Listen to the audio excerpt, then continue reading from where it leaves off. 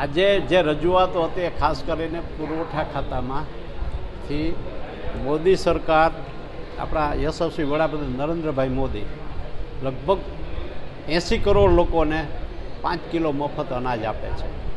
એ Covid વખતથી આપે છે અને હજી 5 વર્ષ સુધી ચાલુ રહે છે. કરોડો અબજો રૂપિયાનો સરકાર ખર્ચ કરે છે. હવે એમાં જે અનાજ આજે મારી પાસે નમૂના આવ્યા એ ભેળસેળવાળું અથવા જીવજંતુવાળું અથવા કચાસવાળું હતું. એ મેં કલેક્ટરશ્રી અને પુરવઠા અધિકારીને બતાવ્યું છે કે આ ભેળસેળ ક્યાંથી થાય છે એને ચેક કરો અને ગરીબ માણસોને મોદી સાહેબ જે મફત અનાજ આપે છે એ સારું ને ક્વોલિટીવાળું હોવું જોઈએ, નહીં કે એનાથી કોઈ બીમાર પડે.